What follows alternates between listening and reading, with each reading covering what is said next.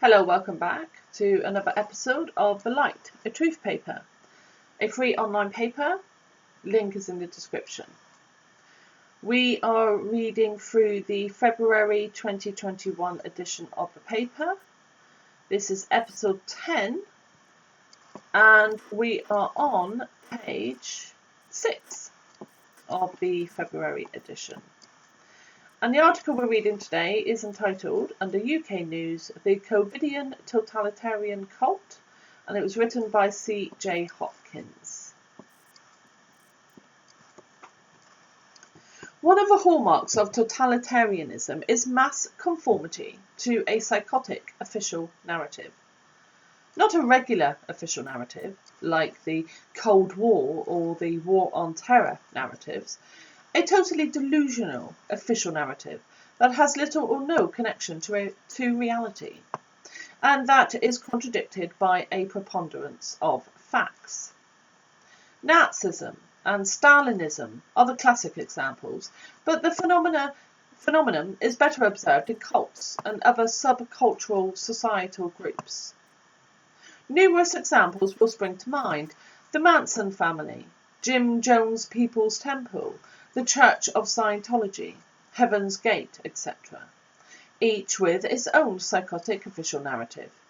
Helter Skelter, Christian Communism, Xenu and the Galactic Confederacy, and so on.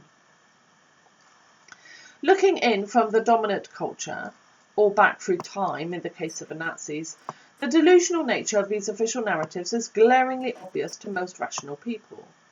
What many people fail to understand is that for those who fall prey to them, whether individual cult members or entire totalitarian societies, such narratives do not register as psychotic. On the contrary, they feel entirely normal. Everything in their social reality reifies and reaffirms the narrative, and anything that challenges or contradicts it is perceived as an existential threat. These narratives are invariably paranoid, portraying the cult as threatened or persuaded or persecuted by an evil enemy or antagonistic force, which only unquestioning conformity to the cult's ideology can save its members from. It makes little difference whether this antagonist is mainstream culture, body thetans, counter-revolutionaries, Jews, or a virus. The point is not the identity of the enemy. The point is the atmosphere of paranoia and hysteria the official narrative generates, which keeps the cult members, or the society, compliant. In addition to being paranoid, these narratives are often internally inconsistent, illogical, and, well, just completely ridiculous. This does not weaken them, as one might suspect. Actually, it increases their power, as it forces their adherents to attempt to reconcile their inconsistency and irrationality, and in many cases utter absurdity, in order to remain in good standing with the cult. Such reconciliation is of course impossible, and causes the cult members' minds to short-circuit and abandon any semblance of critical thinking, which is precisely what the cult leader wants.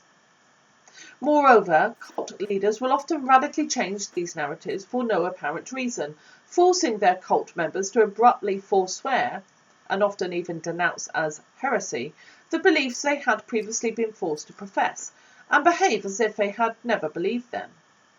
This causes their minds to further short-circuit, until they eventually give up even trying to think rationally, and just mindlessly parrot whatever nonsensical gibberish the cult leader fills their heads with. Also, the cult leader's nonsensical gibberish is not as nonsensical as it may seem at first.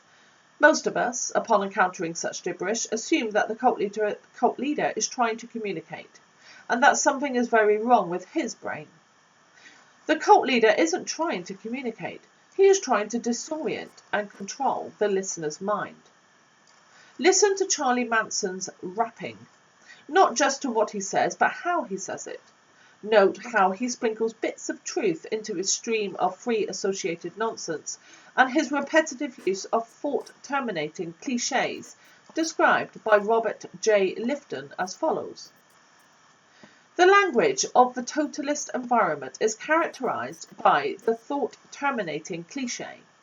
The most far-reaching and complex of human problems are compressed into brief, highly selective, definitive-sounding phrases, easily memorized and easily expressed. They become the start and finish of any ideological analysis. Thought Reform and the Psychology of Totalism, a study of brainwashing in China, 1961. That's the reference. If all this sounds familiar, good, because the same techniques that most cult leaders use to control the minds of the members of their cults are used by totalitarian systems to control the minds of entire societies. Milieu control, loaded language, sacred science, demand for purity, and other standard mind control techniques. It can happen to pretty much any society, just as anyone can fall prey to a cult, given the right set of circumstances. It is happening to most of our societies right now. An official narrative is being implemented, a totalitarian official narrative. A totally psychotic official narrative, no less delusional than that of the Nazis or the Manson family or any other cult. Most people cannot see that it is happening, for the simple reason that it is happening to them. They are literally unable to recognize it. The human mind is extremely resilient and inventive when it is pushed past its limits. Ask anyone who has struggled with psychosis or has taken too much LSD. We do not recognize when we are going insane. When reality falls apart completely, the mind will create a delusional narrative, which appears just as real as our normal reality, because even a delusion is better than the stark raving terror of utter chaos. This is what totalitarians and cult leaders count on and exploit to implant their narratives in our minds, and why actual initiation rituals, as opposed to purely symbolic rituals, begin by attacking the subject's mind with terror, pain, physical exhaustion, psychedelic drugs, or some other means of obliterating the subject's perception of reality. Once that is achieved, and the subject's mind starts desperately trying to construct a new narrative to make sense out of the cognitive chaos and psychological trauma it is undergoing, it is relatively easy to guide that process and implant whatever narrative you want, assuming you have done your homework. And this is why so many people who are able to easily recognize totalitarianism in cults and foreign countries, cannot perceive a totalitarianism that is taking shape right now, right in front of their faces, or rather, right inside their minds, nor can they perceive the delusional nature of the official COVID-19 narrative, no more than those in Nazi Germany were able to perceive how completely delusional their official master race narrative was. Such people are neither ignorant nor stupid. They have been successfully initiated into a cult, which is essentially what totalitarianism is, albeit on a societal scale. Their initiation into the Covidian cult began in January, when the medical authorities and corporate media turned on the fear, with projections of hundreds of millions of deaths and fake photos of people dropping dead in the streets. The psychological conditioning has continued for months.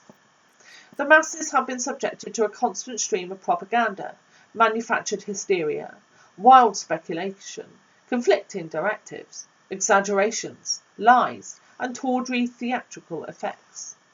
Lockdowns, emergency field hospitals and morgues, the singing, dancing NHS staff, death trucks, overflowing ICUs, dead COVID babies, manipulated statistics, goon squads, masks, and all the rest of it, which does not matter in the least, not to the members of the Covidian cult. Facts do not matter to totalitarians and cult members. What matters is loyalty to the cult or the party. And there's a website link at the end of the article, which is consentfactory.org, where I'm assuming they got this article. There's more information. Okay, thank you for coming. Thank you for listening. Take care, and I'll see you next time. Bye-bye.